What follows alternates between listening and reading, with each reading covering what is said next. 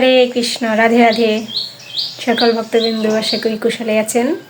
তো সবাই সুস্থ থাকুন, এই শুভকামনায় আজকে ব্লগটি শুরু করি। তো আমার সকালবেলা ভোরবেলা সব কিছু শেষ, সকালবেলা সব কিছু ভগবানের সেবা পূজা শেষ হয়ে গেছে। এখন সকালে খাওয়া দাওয়া সারলাম।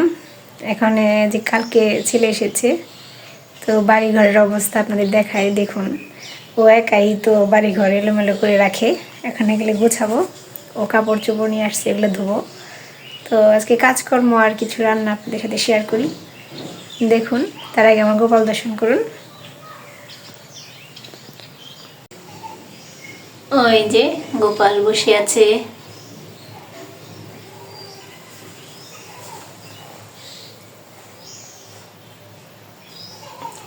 শীতের মধ্যে এই যে রোদ এসে গেছে, ওই যে পাশ দিয়ে।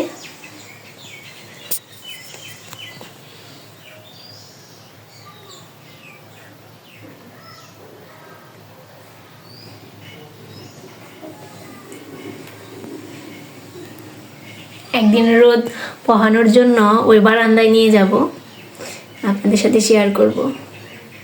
আমার গোপসোনাকে শীতের মধ্যে, এই যে অনেক শীতে কষ্ট করি, গোপাল অনেক কষ্ট করে। যাই হোক, রোদ এসেছে, এখন একটু কষ্ট কম হবে। তো গোপাল সোনা বসে থাকো, আমি ভোগ রান্না করে তোমার সামনে নিয়ে আসবো। এই যে দেখুন, এলোমেলো হয়ে আছে। এই যে দেখুন কি এলোমেলো হয়ে আছে। কালকে এসে তো শুধু সন্ধ্যা দিয়ে শুয়ে পড়েছিলাম, কোনো কাজ। তো এখন যে কাজকর্ম সারবো। শীতের মধ্যে তো সকালে সকালে কিছু করা যায় না। এই যে বাইরে কাপড় চোপড় ভিজিয়েছি 2 বালতি, 1 বালতি ধোয়া হয়ে গেছে। এখন এই যে কাপড় চোপড় ধুয়ে নিই, দেখতে থাকুন। ওই যে দেখুন, রোদ এসে গেছে ওই বারান্দায়।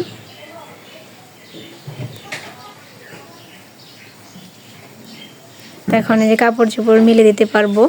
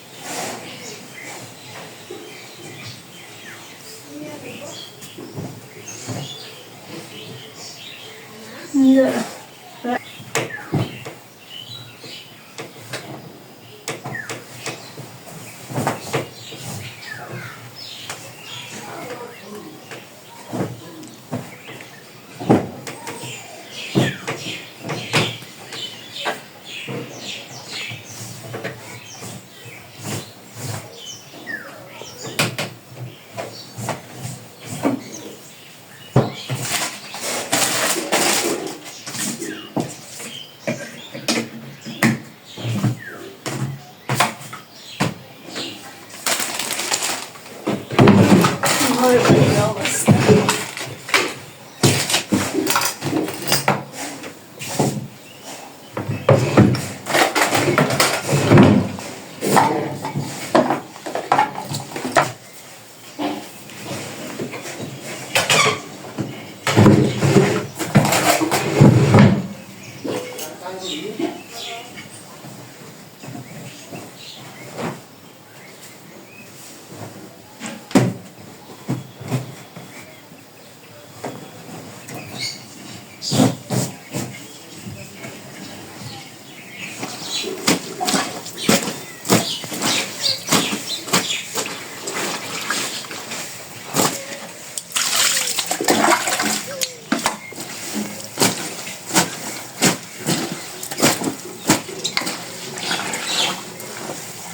ময়লা বানিয়ে নিয়ে আসছি।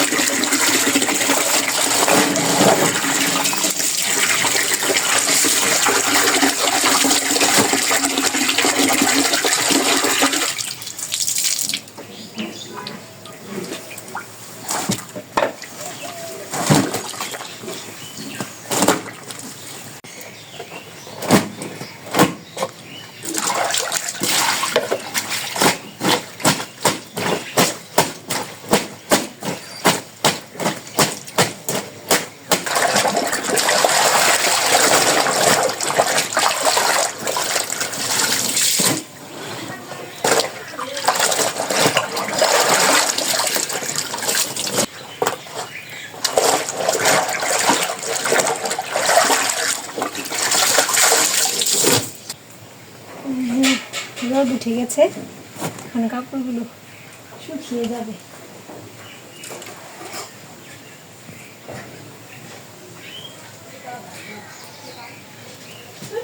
একটা রশি টানে নিলে ভালো হতো।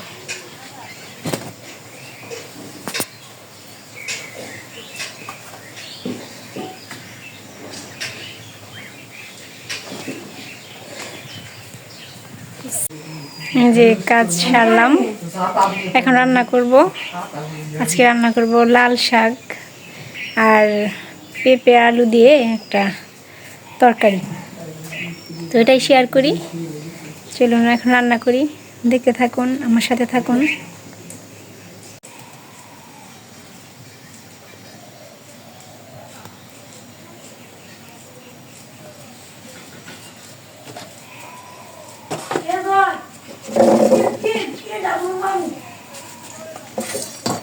আজকে যে লাল শাক, কালকে আসার সময় লাল শাক নিয়ে আসছিলাম। তো এই লাল শাক প্রতিদিন তো একা একা যা ইচ্ছা তাই রান্না করছি। এখন তো আবার ছেলে, একটু ভেবে চিন্তে রান্না করতে হবে।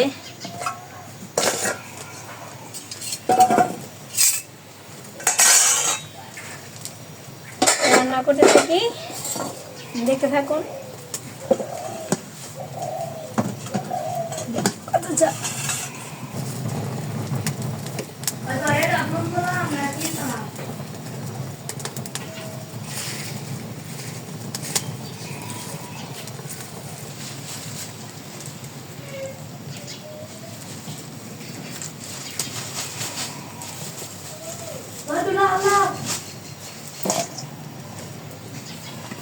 শাকটা কাটতে থাকি।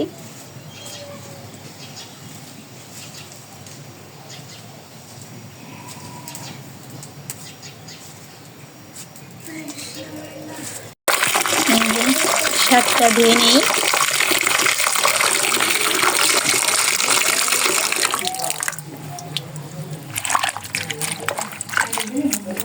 লাল শাকটা দেখতে কত সুন্দর।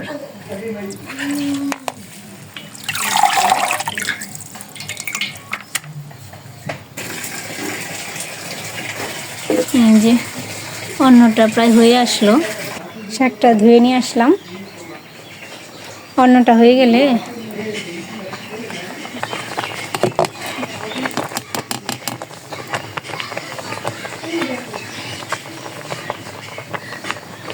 অন্নটা ঝাড়া দিয়ে নেই,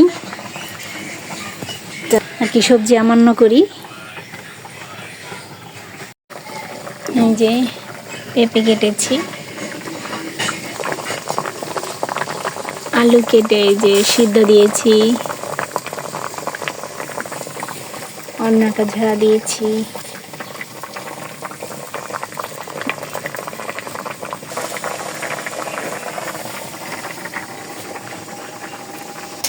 এই যে এই পাশে আবার দেখি বড়দিও রান্না করছে। আমি রান্না করি ওইখানে, আর বড়দি রান্না করে এইখানে। বড়দিও নিরামিষ খায়, আপনাদের বলেছি। এদিকে তাকান, এই যে ভক্তবৃন্দ আপনাকে দেখবে।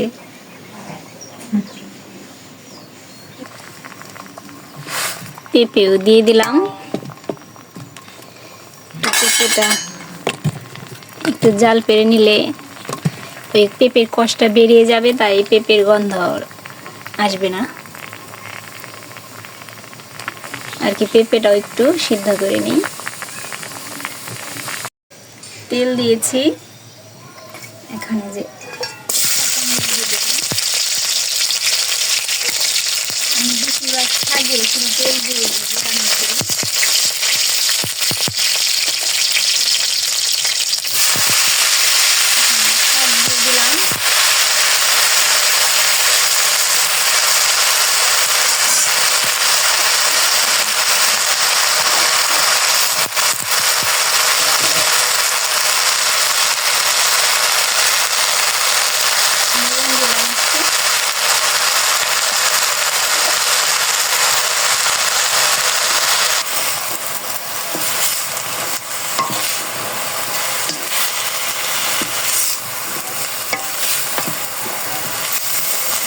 যে কাঠি দিয়ে নেড়ে চেড়ে ভাজা হয়ে গেলে পারে তারপর আবার দেখাই।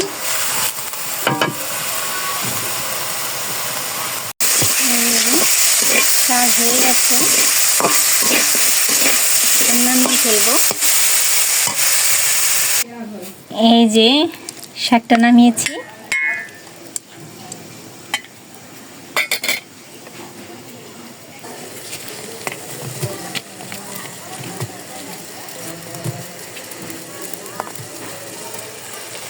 কড়াইটা বসিয়ে দিয়েছি। এখন এই যে সবজিগুলো, যে পেঁপে আর আলু দিয়ে পনিরের তরকারি করব, তো দেখতে থাকুন আমি রান্না করি। কড়াইটা এসে পড়েছি, একটু তেল দিয়ে দিই।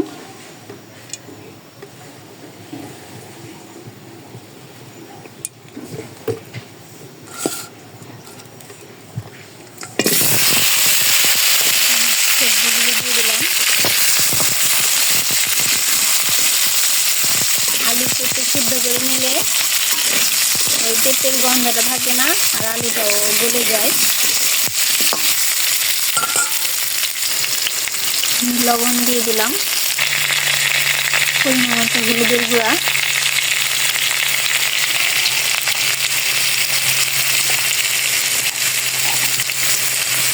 মরিচের গুঁড়া,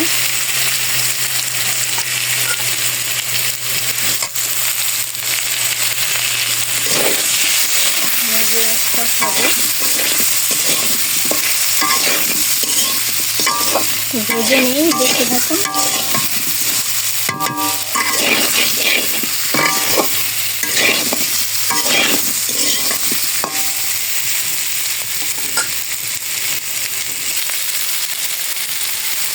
একটু জল দিয়ে দিই,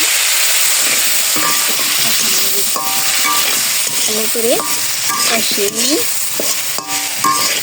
নাড়াচাড়া দিয়ে যে কষানো শেষ, এখন জল দিয়ে দেবো।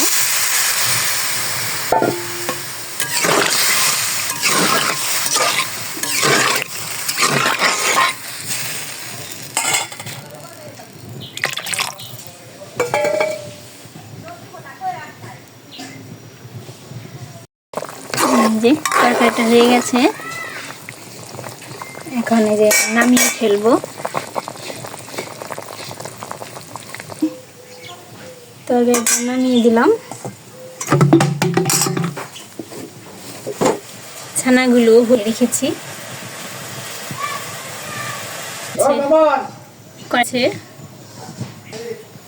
তেল দিয়ে দিলাম।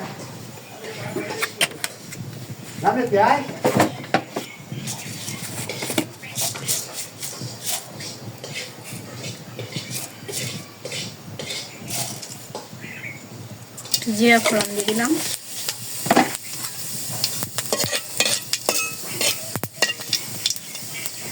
এখানে যে পনির দিয়ে দেবো।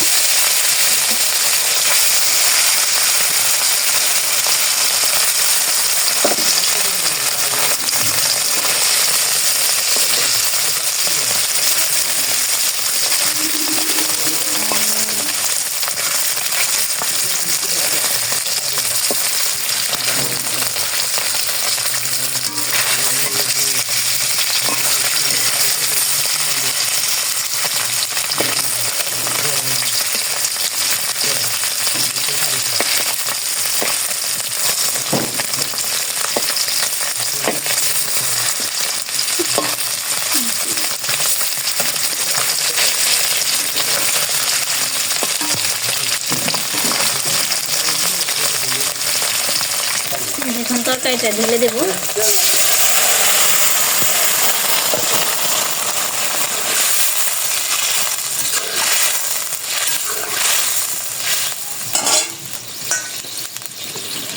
একটু গরম মশলা বাটা দিয়ে দেবো, বেটে রেখেছিলাম।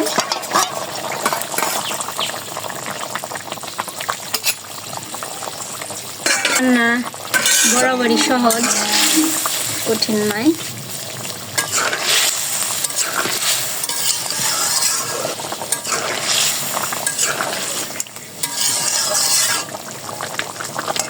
ফেলবো, তরকারিটা হয়ে গেছে। এই যে তরকারিটা হয়ে গেছে, নামিয়ে নিয়ে এসেছি। এই যে শাকটাও হয়ে গেছে, এই যে অন্ন হয়ে গেছে। তো এখন ভগবানকে ভোগ লাগাবো। আমার ছেলে একটু তাড়াহুড়া করছে, আমি আপনাদের অন্য দিন দেখাবো, ভোগ দর্শন দেখাবো। আজকে এই পর্যন্ত এই ভিডিওটি। সবাই ভালো থাকবেন, সুস্থ থাকবেন। হরে কৃষ্ণ।